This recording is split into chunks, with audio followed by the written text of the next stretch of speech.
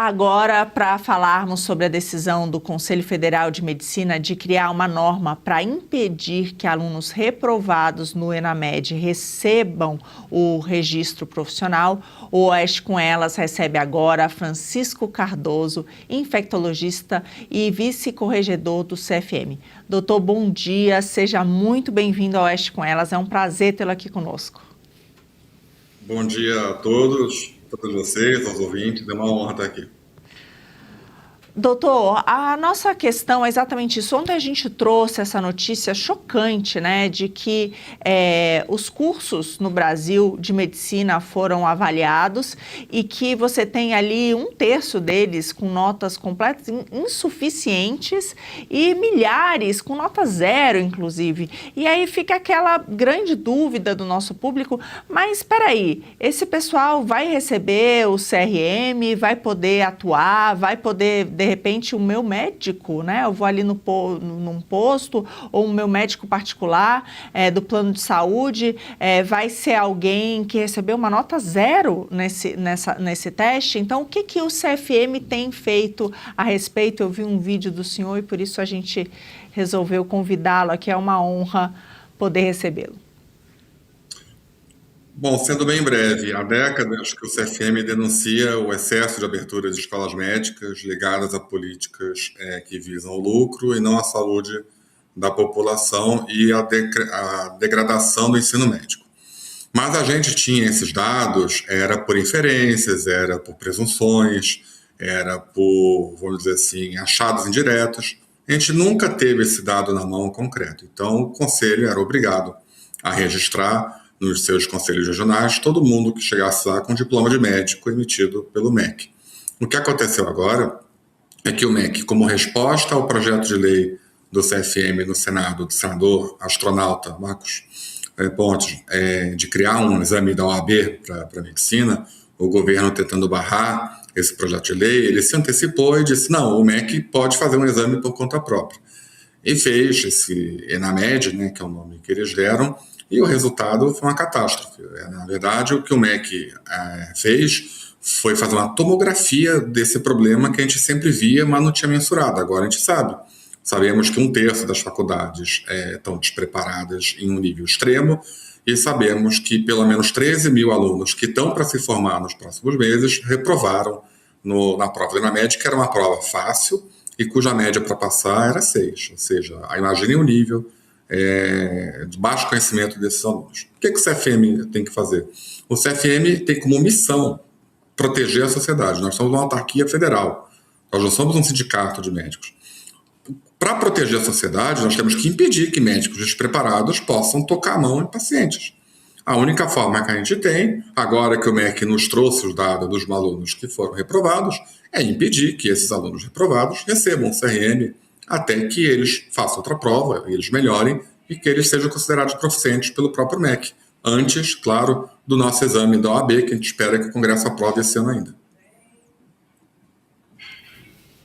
Julie?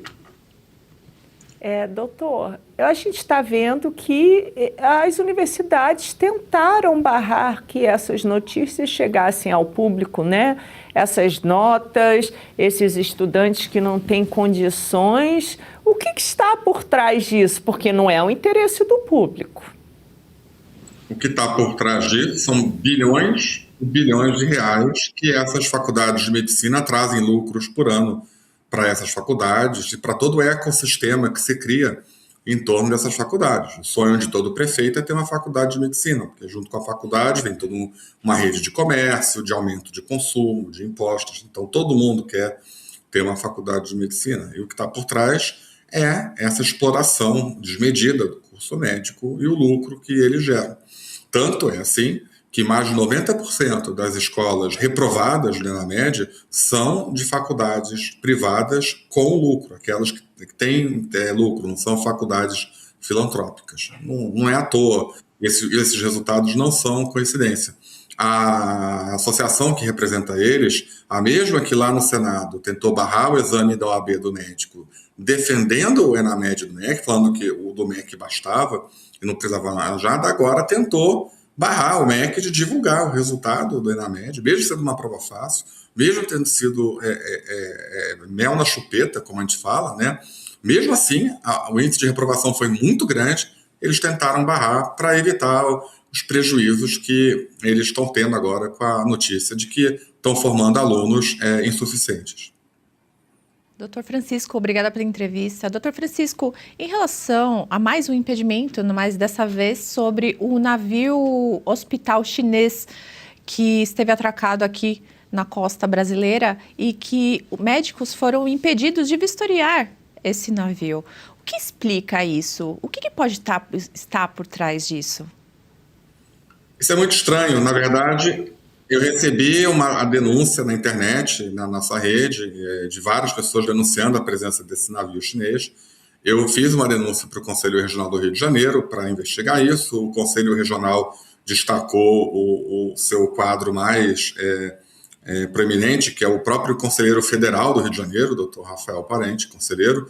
Ele foi lá no porto do Rio de Janeiro, ele e o médico fiscal do CREMED foram barrados pela Marinha Chinesa e pelos seguranças da Marinha Chinesa, inclusive com o uso ostensivo de militares da Marinha Chinesa, meio que cercando o Conselheiro Federal dentro do Porto do Rio de Janeiro, em território nacional, né, diga-se de passagem.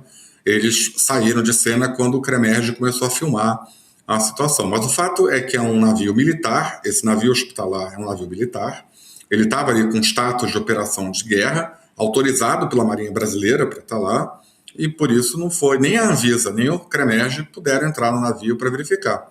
O que foi constatado lá, que esse navio que já zarpou do Porto do Rio, ele era pelo menos 8 a 10 vezes maior do que qualquer navio hospital de referência parecido que já tenha havido em águas nacionais. Era um navio assim, desproporcionalmente grande para ser meramente um navio hospitalar. Mas o que ele veio fazer aqui no Brasil é um mistério, porque a Marinha não explicou, o governo do estado do Rio não explicou, o consulado da China, com certeza, o cônsul, o vice-cônsul, inclusive, falou que nem adiantava mandar ofício, porque ele não ia responder.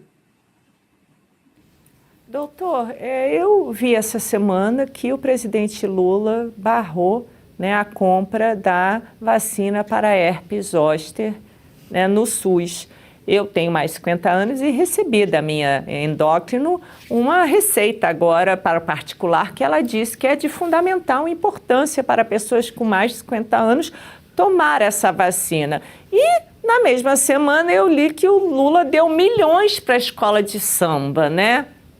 O que o senhor acha disso? Esse é o negacionismo do bem, ou o negacionismo self-service, como disse o ex-ministro Marcelo Queiroga, né?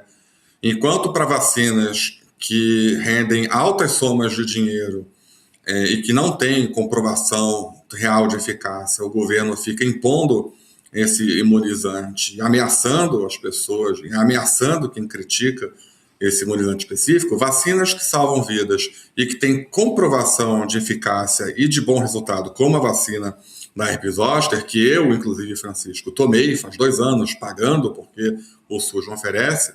Essas vacinas foram rejeitadas pela Conitec pela alegação de custo, ou seja, o povo que se dane. Vacina contra a herpes zoster é essencial para a saúde do idoso, a terceira idade, ela previne o cobreiro, uma doença que pode gerar dor crônica, dores severas, crônicas, limitação funcional na terceira idade da vida da pessoa. Uma vacina que é de calendário de vários países, mas que aquele discurso de vacina bom, vacina no braço, parece que só serve quando a fabricante da vacina tem gordos contratos com o governo federal. Quando é uma vacina, vamos dizer assim, livre de conflitos de interesse, parece que o ministro Padilha e o presidente Lula não têm interesse na vacina. E esses são os verdadeiros anti-vacinas da população brasileira.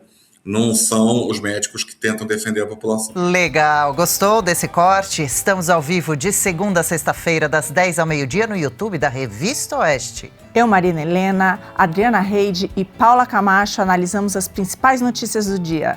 E siga as nossas redes sociais, @oestcom.el.